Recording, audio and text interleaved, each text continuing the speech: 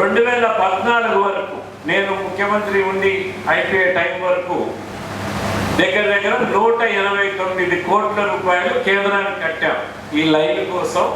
ఇది వేసేదానికి. ఇది ఎక్కడి నుంచి పోతుంది?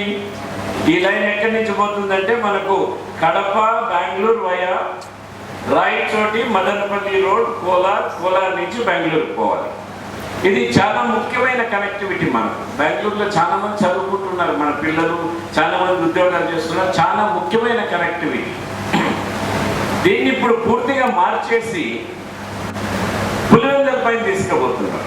ఎందుకు తీసుకుపోతున్నారు? మిత్రుడు చెప్పారు, వారు సిమెంట్ ఫ్యాక్టరీ కోసం తీసుకోబోతున్నారు. ఇది ఈ మిథున్ రెడ్డి గారు చెప్పి చేపించారా, లేకపోతే మిథున్ రెడ్డికి తెలియకన్నా జరిగిందా? 10 సంవత్సరాల నుంచి ఆయన ఎంపీగా ఉన్నాడు. ఈ నియోజకవర్గంలో ఎంపీగా ఉన్న నువ్వు ఉండగా ఈ మదనపల్లి రాయచోటికి రైల్వే లైన్ ని మార్చేసేటప్పుడు నువ్వు నిద్రపోతున్నావా, ఏమి చేస్తున్నావు? ఇది చెప్పాల్సిన బాధ్యత, ఓటర్ని చెప్పాల్సిన బాధ్యత ఆయన పైన ఉంది. ఈ లైన్ ఏ విధంగా వెళ్ళిపోయింది? ఇంకా వెళ్ళిపోలేదు, అట్లే ఉంది. వాళ్ళు ఒప్పుకోలేదు.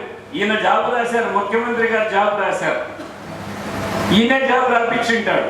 ఎందుకంటే రైల్వే లైన్ పక్కన భూదందా చేసేదానికి లేదు.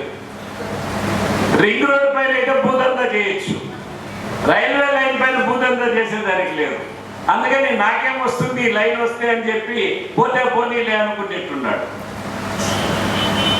10 సంవత్సరాలు ఎంపీగా ఉండి ఏమీ చేయకన్నా నేను ఎవరిని చూడలేదు. కాన్స్టిట్యున్సీకి ఒక్క పని కూడా చేయని ఎంపీ నేను ఇంతవరకు అయితే చూడలేదు.